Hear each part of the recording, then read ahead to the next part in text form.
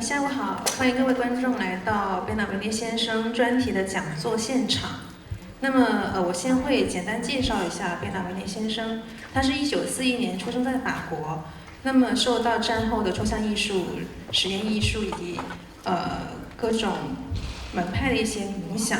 那么在这个阶段呢，他其实是更注重于对物理性的一些探索，包括各种媒材的运用以及思考。那么在70年代呢，他移居到了纽约，那么开始受到这个系统论以及结构主义的影响，有更多观念性的表达。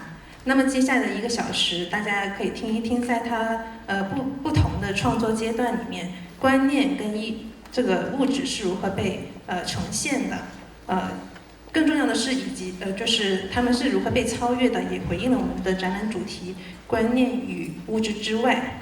那么事不宜迟，让我们大家欢迎贝纳维内先生上台。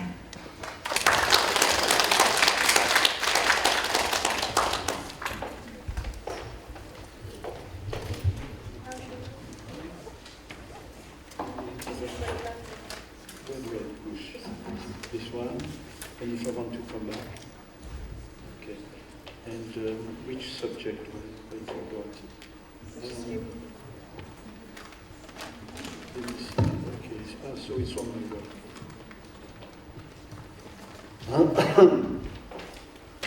Okay, some of you who listened to me before are going to not be surprised because I'm going to repeat a few things, but in a different way, I promise you. This is a view, let me see, okay.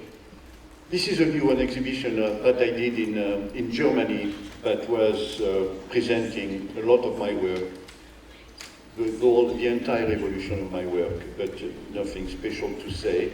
This is an overview, nothing special to say, and this is just some other images before I start explaining the logic of what I've been doing. All right, here, this is just a view of the barracks in the army where I was working, and it's on one of those buildings there that if I speak like this, you can hear me, huh? No? Hello? Can you hear me? Yeah? Yes, I like to move, you know. I cannot, yes, very good, okay. Yes, this is where I had my studio.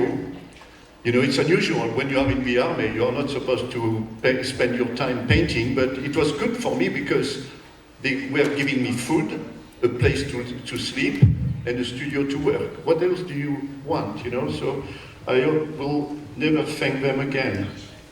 Yes, and this is the day that I saw this tar running down the cliff. You know, I was just walking like this, and suddenly I see that, and I went back to the barracks, and I asked one of my friends who was a photographer to come and take a picture. We took several pictures.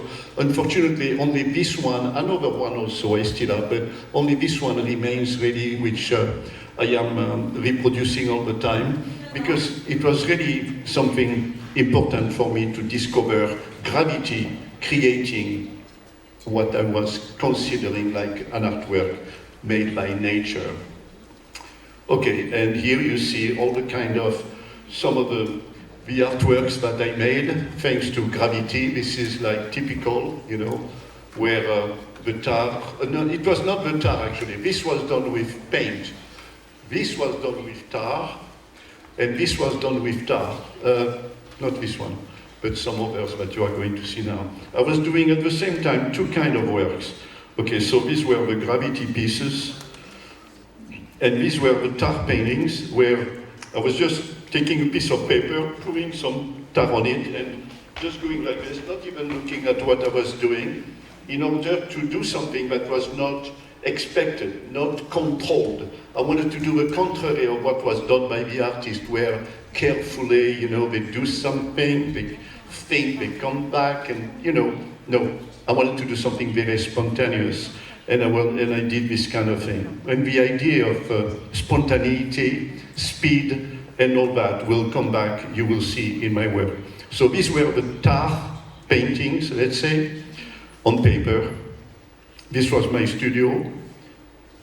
And that is the day that I decided to make a performance related to the kind of works that I was doing, which I called déchet. I don't know how you translate that in English, I should know, but scrap, you know, something that you throw away, you put to the garbage. And I wanted to extend my activity, not to just make paintings, but also make sound pieces, make literature, I will show you after, and also make performance. And that was a way for me to make a performance. I made a few photos, very calculated, you know. I was not drunk, I promise you, it was very serious. And this is the sound piece where I just thought that, you know, I was, you know, Yves Klein, okay, who made those blue paintings. He's a giant, he's the most important French artist since, let's say, the 50s. And I respected him a lot, but I was always doing the contrary of what he was doing. He was in a kind of transcendental dream, you know, and for him, flying into the air, into space, was what he would have dreamed to do. And me, I wanted to do things which were real, down to earth, you know. And the same way that he made a composition, a monotone piece, you know, monotone composition, with violin playing only one note for about 30 minutes, I did my own composition, which was the equivalent of what you saw before, you know, of those paintings where there is no composition. I did not make a composition, but I did something very rough, where I took my wheelbarrow and I went like this, and I repeated that, you know, for, I think I made a record after, which is 1 hour, like that. Okay, these are the paintings from 1963. When I came back from the army, I make them a little bit more professional. And this is the day that I discovered this charcoal, this pile of gravel mixed with tar. Again, you know, I was walking in the street and I thought, oh my God, this is important. So I went back to my house. I asked a friend photographer to come and take pictures of me, because I was conscious that, I could not explain what, but I was conscious that something was happening which was important. But for sure, what I had in front of me, you know, was like a sculpture.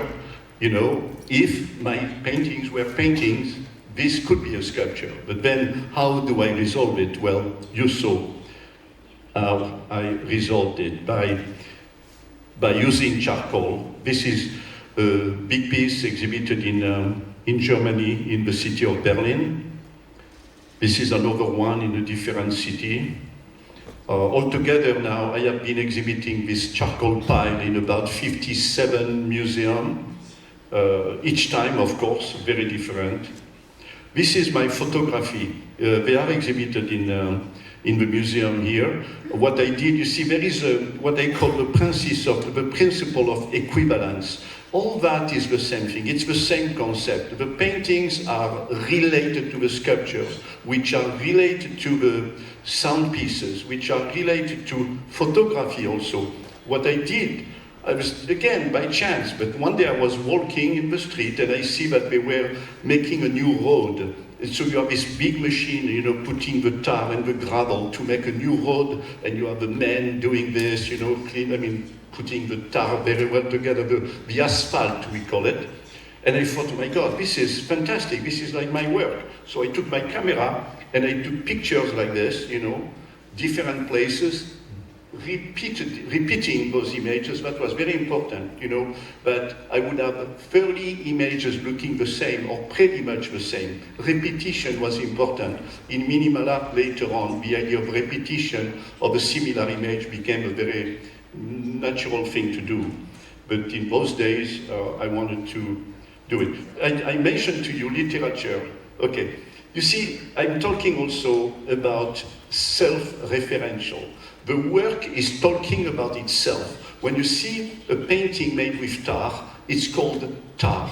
And there is no confusion. This is tar, so the painting talks about itself, okay? When I do a charcoal pile, it's called charcoal pile, self-referential again. These are ideas that in Europe were very important later on in the 60s with the minimalist. For Donald Judd, for example, who talked about specific object. These objects had nothing to do with anything outside of themselves, of them, okay? And here again, that idea of self-referential was important. So, if you make a book, you cannot make a book that talks about something else. You have to make a book that talks about itself. So what do? You make a black book, because black was my way of making art at that time, you know, a color that is not pleasing, a color that doesn't, you know, you don't use black to decorate your bedroom, okay? And so I made a book which is black, and of course, each page, oh, okay, well, here we see only that, but all the pages of the book are black. So it's a black book that talks only about black pages. The self-referential aspect of my work. Okay, then one day, a friend of mine, an artist, Ben Vautier, comes to me and he says, "Oh, Bernard, you think that you are very original by making those black paintings, but look," and he shows me a catalog where there were photos of Ad Reinhardt. I hope you know Ad Reinhardt is an American artist who lived in the 50s, a friend of Jackson Pollock, you know, Barnett Newman and de Kooning and so on. He was part of a group and he was making black paintings. So when Ben showed me that, I said, well, I'm not doing the same thing, I'm showing tar. But then, just by myself, I thought, look, I'm 22 years old. If I'm doing black paintings, and if someone did black painting, there is so much to create that I should make a move and go somewhere else. And I started to make relief of cardboard, like what you saw in the exhibition, but now the concept was different. It was just a support, something on which I was going to put paint. And the idea is that when someone buys a painting like this, or acquires a painting like this, if it's red, and this one was red before, and you see here it's black, it belongs to a museum in France now, and we love to paint it again in a different color. It's very important. The piece has always to be absolutely perfect. If there is a little scratch on it, it's not my work anymore. If you don't repaint the cardboard without my permission, you don't have a peace of mind. It's not a Bernar Venet. And recently, some big collectors, Durand-Ruel, you know the name Durand-Ruel because it was Mr. Durand-Ruel who bought and helped all those artists of the Impressionists in the late 19th century, early 20th century. So the family kept on collecting, and they had a big piece of mind, a big cardboard like this. Originally a very beautiful one, but they never repainted them. They never repainted it. So I told them, I said, no, it's not a painting of mine. But Bernard, we bought it from you. Yeah, you bought it from me, but you don't respect my rules. You are not repainting it, therefore, it's not my work anymore. And fortunately, 2 years ago, they accepted to repaint it, so I have it now reproduced in my books. Okay. I'm doing those cardboard, and I go to New York in 1966, and I know exactly where to go. I have the name of all the museums, the name of all the galleries. I don't know anybody, but I know where to go. And the day after I arrive, I go to the Whitney Museum. Now, you see, I was making cardboard artworks, which I called industrial painting because I was painting them with a spray gun, okay? And they were relatively geometrical also. But I was feeling very lonely by doing this because in the early 60s, you have to know that after the period of the 50s, which was only abstract, everybody was making paintings like Jackson Pollock or de Kooning, only abstract paintings in the 50s, so suddenly the reaction in the early 60s with pop art and the French new realism, suddenly all the young artists are starting to do figurative art again. But me, it's not my stuff. I respect it, but it's not for me. I'm not going to do figurative art. So I go to New York, and again, in fact, I left Paris because nobody wanted to support my work. Nobody wanted to help me. So I thought, okay, I'm going to go where it's more difficult to survive. Okay, so I go to New York. And the day after I arrive, I go to the Whitney Museum. And there, what do I see? An exhibition for the first time of minimal art. And what is it? It's abstract, industrial, geometrical, painted with spray gun, and it's definitely not figurative or pop art. So, oh my God, these are my cousins, you know? It's the family, and I felt so close, you know, and felt secure, more secure by seeing that there were people who were thinking that like me, but I have to confess that they were a lot more far out than me. I was very too traditional compared to them, you know, seeing Solowik, Flavin, Judd, they were so radical, you know, we were just making a drawing, sending the drawing to a factory, and the factory was making the product, sending it to the museum or to the gallery without them even looking at it, okay? So that was, I just thought, oh my God, they are so much better than me. So I stopped immediately doing the cardboard, and I did what I called the tubes. This is how they look like. So it was a way to make an industrial product, and then with my way of thinking, I said, okay, you can buy a tube, but if you want to buy 1 meter or 2 meters or 3 meters, I will just cut what you want, you know.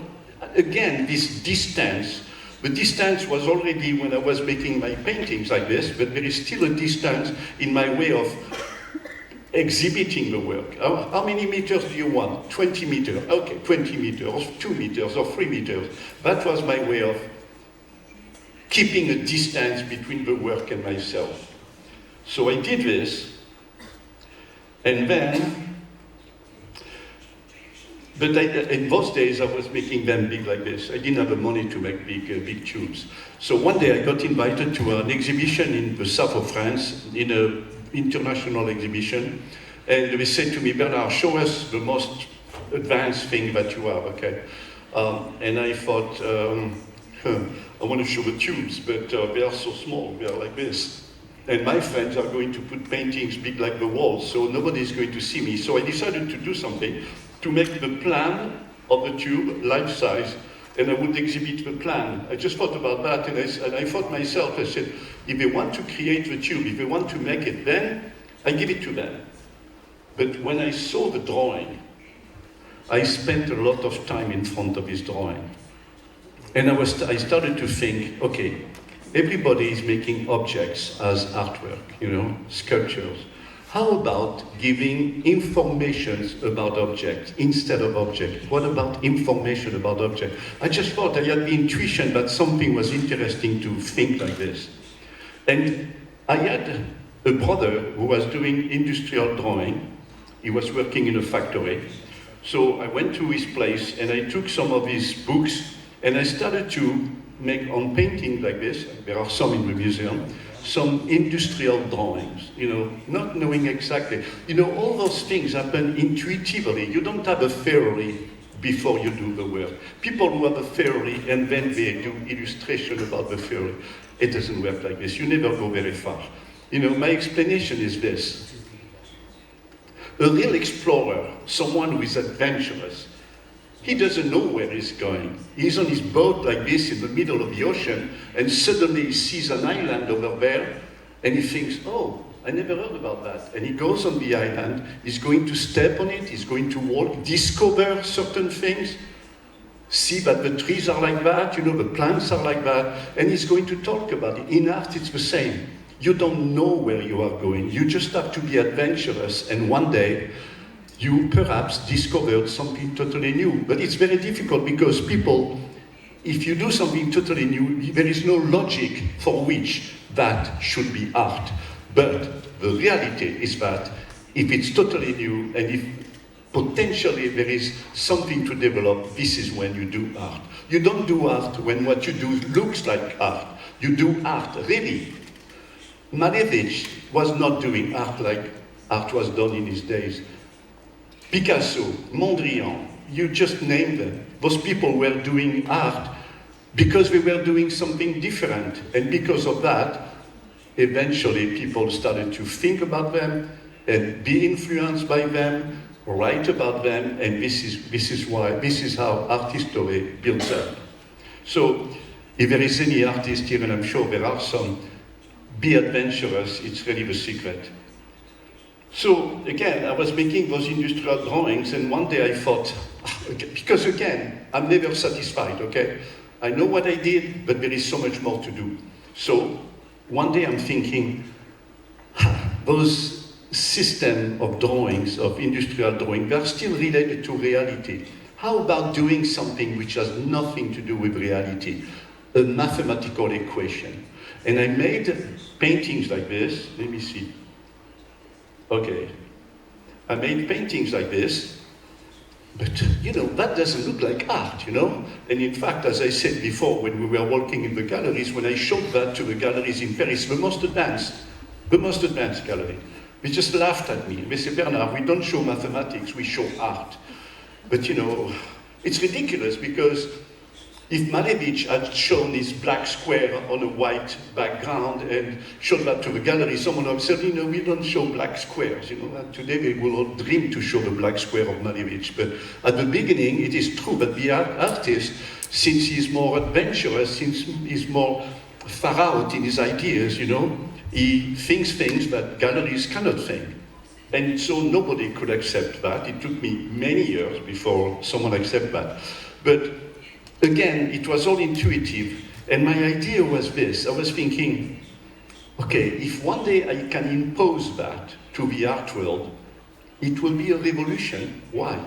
Because this is the first painting which is not figurative or which is not abstract. That doesn't look like a figurative painting, and that definitely doesn't look like anything which has been done in abstraction before 1966. So I thought, it's fantastic, but where do I go from that? And my friends would say to me, Bernard, you're crazy, don't do that. Or, you know what, put some red paint here, you know, or write something else, you know, make a mistake. Then it's going to be art, because there will be something coming from you. And I didn't want to do that. I knew that there was perhaps a direction that could be explored. Okay, that's the same one. Now, this is a little bit theoretical, but anyway, look, I tell you in 2 words. You see, when intuitively, as I told you before, I could feel that I was not making any more figurative art or abstract art, one day, thanks to Jacques Bertin, who is a semiologist, and he came up with this theory that in the world of the visual message or visual images, there are 3 types of images. Some are figurative, and he calls them polysemic. Poly means several, semic signification, okay? Or they are abstract, they are pansemic. Pan, P-A-N, means total, semic signification. So this is open to an infinity of interpretation. Where this is limited, everybody is going to say, oh yes, this is a woman. Then some people will say, oh, it's Liz Taylor. Then someone will say, you can start to say many things, but it's polysemic, several signification. Here, there is nothing to grab. People are going to say, oh, looks like nothing. Or this is, I don't know, hell. Or it's the sky, or sadness, or whatever. You can say anything about this. So it's pansemic. And me, I was proposing a new field of images which were monosemic, meaning having only one level of signification. So you see the relationship between this and what I was doing before when I talked about self-referentiality. A charcoal pile is a charcoal pile. And here suddenly with a different approach completely, I'm presenting artworks which are also self-referential, but in a different way. Okay, then, because I did a lot of work which were so radical, I just thought, there is no reason for me to keep on making art. I made my demonstration, my work is very rational, very objective, I did everything I could do, I stopped. Forever, I will never be an artist again. And I stopped. And for 6 years, I started to write about my ideas because nobody understood. And me, I needed also to find the right words in order to explain what I was doing. And that's when I discovered this concept of monosemi, pansemi, and polysemi from Jacques Bertin. So I could finally have a discourse that was totally original. And so for 6 years, I didn't do any art. And then I started to have a need to start again. But I thought, no, Bernard, no. You're not going to start again. You cannot do something as good as what you did before, because that was very radical. And then one day I hid myself and I went to a studio and I made a painting, a little bit like this one. Yes, a little bit like this one.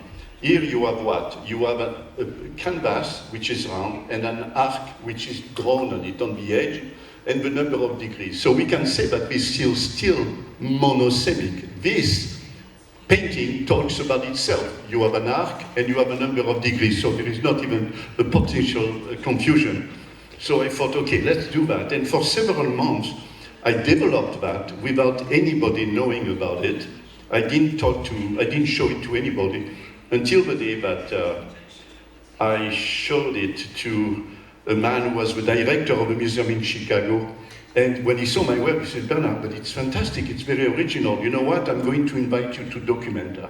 And suddenly, from being totally, nobody knew my work was suddenly exhibited at Documenta in Germany. Documenta, for those who don't know, is the Olympic game of art. You know, it's every 4 years there is a big exhibition showing everything which is new, radical in the world. And so I was invited to that thing. Okay, this is some of the work that I developed. This should have come before, because this is part of my conceptual art period. You know, I mean, who is going to exhibit this? You know, which gallery? Well, actually, I did exhibit this one in New York in 1970. I even have photos of Roy Lichtenstein in front of it, just for the anecdote. Okay, so you see, I was telling you that I started to work with lines, so curved, straight lines. This is the straight line. And then after a while again, I'm not satisfied. Okay, what do I do now? What step can I make? And so I decided that I should take out the canvas, the support, and put only the subject, which was the line. So I decided, okay, no more canvas, and I put my lines directly on the wall. I did this, arcs, straight line, angles, and then I'm thinking, okay, now what? Again. And this is another one with angle. Okay, with arcs, you see I become a little bit more free. And one day, I'm thinking, okay, my subject now is the line. Okay, straight, curved, broken, angle. Where can I go? And I thought, I could make a line which is totally free, which is not geometrical. But no, I cannot do that. You know, you are alone in the world, you know, when you think like this. I cannot do that. But the day after you say, well, why should I do it? I can do it. And you do it. And I took a plywood and I drew this, I cut it, I put it on the wall. And my dealer came 2 days after. He looks at me, he says, Bernard, destroy it right away. Okay, he said, why? He says, because you are known for doing things very serious, rigorous, geometrical. You know, you don't fool around with things like this, you know. You should just stop. I said, well, okay, let me do what I want to do. And of course, I preferred to try rather than quit. So I made a few more. This one is exhibited here. Of course, I made a lot more, you know, like this also, more or less gestural. And one day, I started to make the line overlapping like this. And this piece is also exhibited here. And so now I'm making that piece a relief which is coming out of the wall. Well, what's next? Next could be a sculpture. And so I find a factory that can make pieces in steel. And I'm making, you see the relationship, it's very direct between this and that. But now, this time, it's really a sculpture, except that here, it's so new and I don't master the technique, so I don't even know how to make them stand in the space. So these are still leaning against the wall. But okay, you know, you try, and then one day you manage to make sculptures which are holding themselves in space. Okay, and then I'm thinking, oh, but then what about making arcs in sculpture? So I make arcs in sculpture. And then angle and so on, and I developed. If I showed you everything, we would be here the day after tomorrow, so I will be careful. And then one day I just think again about my paintings. And I'm thinking, God, there is something to do with the painting because it's such a different language, which is so mathematical science, that we never saw in art. And instead of making paintings that look like paintings, you know, seascapes, landscape, people, figures, and so on, or abstract paintings like everybody has done already, how about looking in those scientific books and see if there is something else to propose? And this is how I made those new proposition, and I was excited because I was doing something that I had never seen in art, and this is satisfying to me. If it doesn't satisfy the other, it's another problem, but I want to be satisfied with what I'm doing. Okay, satisfied for only a while, because very quickly, you know, I go and try to experiment with other things. This is called diffeomorphism. You know, you see that the canvas has, it's not very neat here, but you know, you have a feeling that it's like this. And this is called diffeomorphism. So the text on the paintings are about diffeomorphism. And the demonstration is diffeomorphism, so still self-referential. Okay, this is all more like the one on this one. You can see that the shape is like that, but it's totally flat in reality. Okay, this is another one here of diffeomorphism. Okay, and then of course, during that time, I developed the sculptures, and now the arcs are becoming, you know, very physical in space. This is an exhibition in Versailles, near Paris, of course. You know Versailles, some of you went to Versailles, I'm sure. This is in Marseille. I'm going to show you more pieces very quickly now, you know, what I have been doing in sculptures. This is what I call leaning arcs. This is one big arc, 40 meters long in the city of Nice. This is in the city of Denver in Colorado. That's in, where is it? In Seoul, in South Korea. This is in New York, in the street of New York. This is in Germany, in the city of Ulm. It's interesting because the piece starts inside the building, comes outside and leans on the roof and goes like this again. This is in Versailles again, yeah. Remember that piece because I will show you what it became after. Okay, that's Versailles. Okay, this is in New Zealand, in Alan Gibbs Farm, which is the biggest sculpture park in the world, we can say.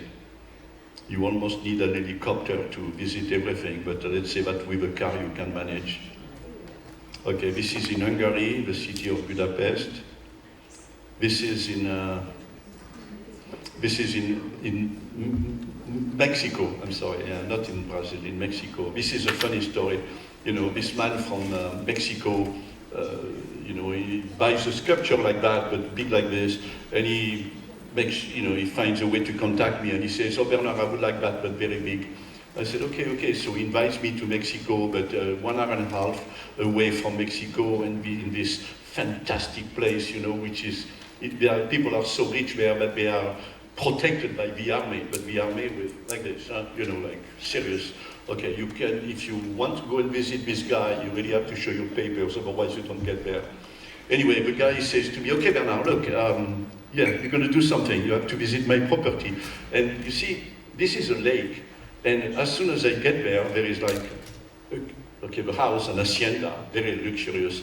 And there is a huge lake, about 5 hectares. How many minutes? 5 minutes. She's terrible with me.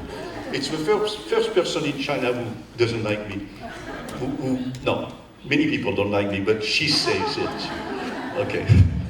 Anyway, no, the joke is that I get in, the house is here, the lake is here, and I look, and here there is huge lake. Huh? Here there is a Richard Serra, very big.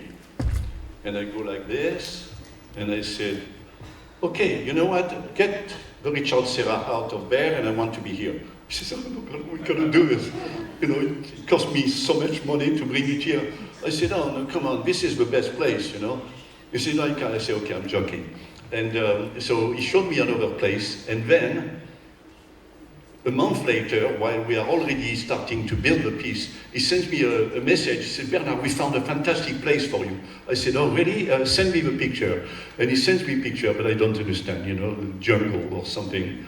Okay, he said, all right. And when I arrived, you know what he had done? He had taken all the water from the 5 hectares lake, okay, all the water out. And on the right side, Richard Serra is here, on the right side, he built a concrete volume, okay, cube, calculated in such a way that when the water comes back, my sculpture will be on it and it will look like this. So it's okay. Mr. Serra, you just stay on your side, okay? It looks better than his place, so. Okay, oh, this is when I was invited to, how many, 5 minutes? 4 now, 2 minutes, oh, okay. Okay, this is actually a project for that I was supposed to do in France, a huge sculpture, 60 meters, that I finally made in Germany, in Belgium. This is the biggest sculpture in the world. It's 60 meters tall, 60, and 75 meters diameter. So it's really big. And the entire highway, you see, you go like this, you go like that. The entire highway is passing into the sculpture. Okay, that's another sculpture in Austin, Texas. This is in Nice. If one day you go to Nice, there is a restaurant right here. Right here. You have to go. It's the best one. La Petite Maison. I really advise you to go, and you will have my sculpture in front of you also. And this is, okay, this is a kind of work that I started to do where I put straight lines against the wall and I push and push and push and push and push and push.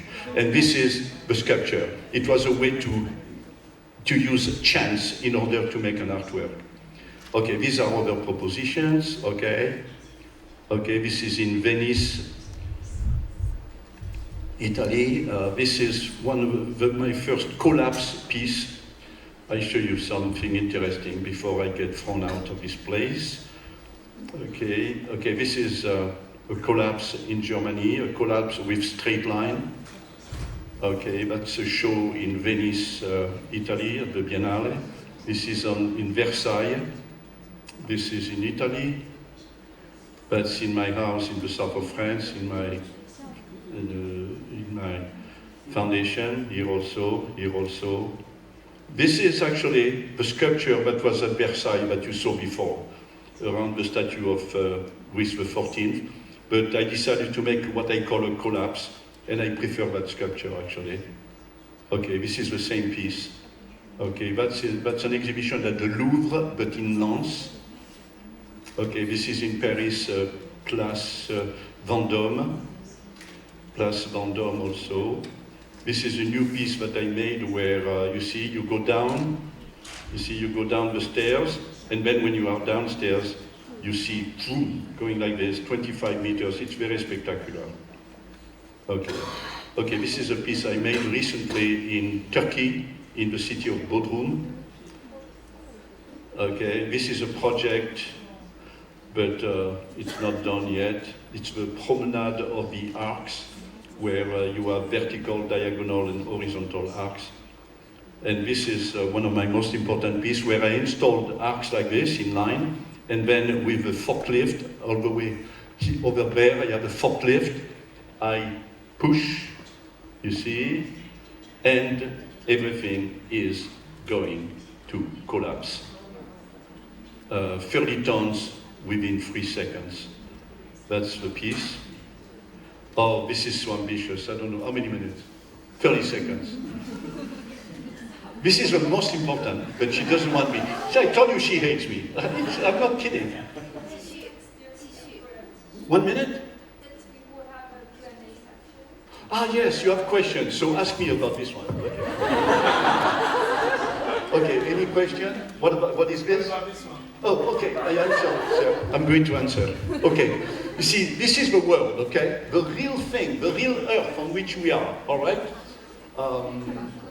Shanghai, oh, yeah. I should have put the name of the city here. I'm going to make a new drawing. Okay, the idea is that you know that I work with straight line, okay? I would have a straight line, for example, in Shanghai, okay? straight line, 100 meters tall, oriented in such a way that it's calculated precisely to come out in New York. For example, it's not the right time by now, I know, but forget about it, okay. We don't want to say to Mr. Trump, hello. But anyway, so we're going to take another one. We take Moscow and Rio de Janeiro. So it's oriented perfectly, and when you are in the city and you have this huge line, it's interesting to know that, oh my God, you know, it's interesting to know that, oh, there is Rio de Janeiro there. If I tell you now what is there, what is here, you have no idea. But here, for the first time, you will have a very precise line showing you where is the other city. But this is nothing. The most important is what is coming now. Okay, so this is how it would look like. I don't know which city is this, I don't know. But anyway, this is how the piece would look like from outside. Okay, oh, this is another one. This is New York, I think. Yeah, this is, you know very well, okay, in Australia, Sydney. But then what is happening is this, is that underground, let me show you. Yes, you see, the line is there, but underground you can go, and you see live what is going on the other side of the earth. You have screens like this, and you see the people walking by, coming to say hello, you know. If your cousin goes there, you can make an appointment and say, oh, you know what, we meet, and considering the jet lag and everything, you can meet and talk like that, because technology, of course, today allows us to do that. And then there is also a table where the line is going through the ceiling and going like this. There is a table, it's a light table. And you go, when you arrive here, you know, you say, oh, what are they doing there? But you go there, and you see the people there like this. And what do they see? You see the one on the other side like that, and you can talk to them. You are separated by only that distance, virtually, but you can communicate to the people so easily. But another thing is this. Thank you for asking me. Okay, then you can have also virtual reality. You know, you can live the experience like that, but better is this, you know. You know that today you have all the technology to allow you to go to feel experiences, you know, that you never had before. You have a mask, you have everything on your finger. So you go to this room, in those places, okay? You go to the room and you decide that you want to go to Buenos Aires, okay? So they make you sit. You put the mask and suddenly you are in an helicopter. Oh, and there is the captain and the number 2 here, and you go with the mom and the kids. Okay, are you seated? Put your belt, you know, and you feel like you are really in an helicopter. You can feel the when the captain looks at you and says, are you ready? Yes. And you know, you feel that you are going up. Suddenly you go boom, you feel the speed also. You are, if you were in, okay, suppose you are in Guangdong, okay? You cross the ocean, then you cross the continent, and they can tell you, oh, this is the city of Moscow, the city of Kiev, the city of Boom. And you look and you see the cities, you know, you can even have a zoom on it, you know, and then you land on the city where you wanted to go. You just get out and you can walk, and you have a feeling that you are in the city. Then you go back in the helicopter, and you go back to where you were. So this is a way, I call that, I'm a little tired, I'm sorry, jet lag and everything, okay? Yesterday morning I was in Paris, okay? I call that global communication, global art, and global humanity, because it puts everybody together, people together. You have a feeling that communicating, you know, between Paris and Canton will be so easy. You just say, hey, we meet, you know, and you have the people here, you talk to them. Say, hey, you put your finger, you know, and so on. Okay, thank you very much. Okay.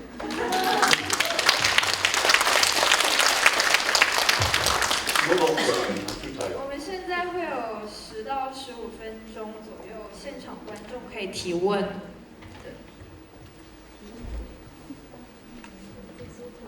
有没有人有问题？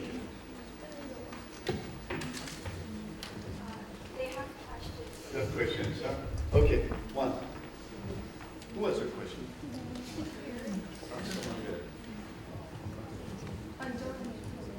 先生你好，我想问的就是现当代的艺术是不是艺术的本身其实可能还不如对艺术品的阐释，也就是说，这个艺术品的解释或阐释远比这个作品本身更重要。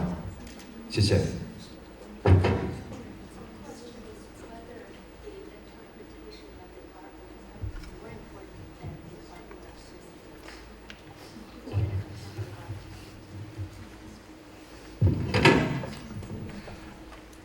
A pile of charcoal is just a pile of charcoal. If you see it outside, it's a pile of charcoal. If you see it in a museum, oh, why? If you see the artist who tells you about what it is, you are going to discover that this can have a meaning that you never thought about. So the interpretation of an artwork is very important. Now, there are several ways. You have people who are going to look at this pile of charcoal. Interpretation, it's a joke. Interpretation, oh, it's a mountain. Interpretation, it's there, so you can do that and you can put a mess, okay? But there is also what the artist is going to do, is to tell you what it's about. When a work of art is very radical, the artist has a need and must give his own interpretation. When you think about Malevich and Kandinsky in the early days, when they created this kind of abstraction, there was a need for them to use language in order to say what the art was about, what they proposed was about. So is it the word interpretation? Explanation by the artist, very important. Then interpretation by people, that's another thing. But if I show you an artwork, each one of you is going to have its own interpretation. But if I show you a charcoal pile, if I talk to you for 20 minutes about it, each one of you is going to start to have an idea of why it's interesting. So, did I answer your question? More or less, huh?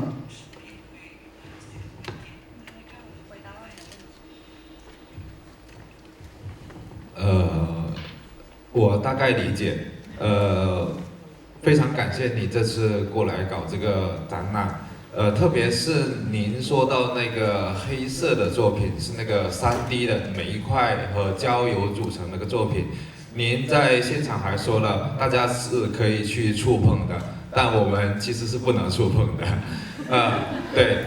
正是因为这小小一句话让我感受到，如果像这样子的煤堆或者焦油，它在荒野郊区的话，我们随便去踩它，而它现在摆在这里，我们是不能去触碰它的。从这里的话呢，就看得出，现代文明秩序中的难以言述的秩序感。我觉得这可能就是艺术的一种呈现出来的结果，或者说这是我对您这个作品的一种解读。不知道我这个解读您觉得是否合适？谢谢。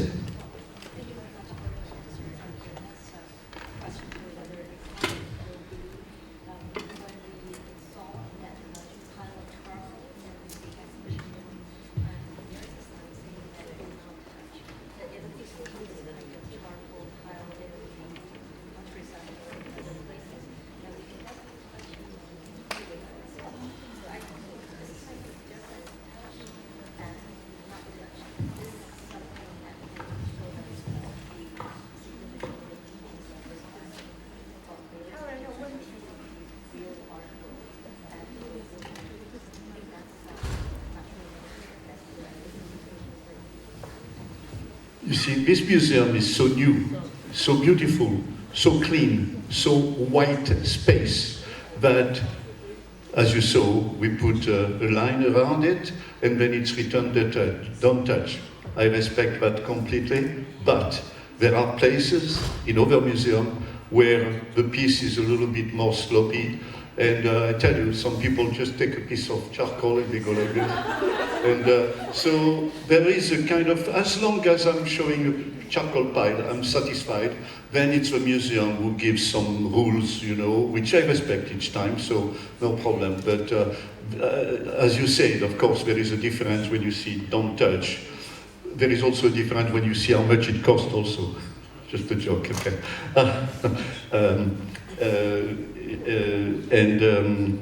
Yes, and if you see one in the street, of course, yes. We have another question. Yes.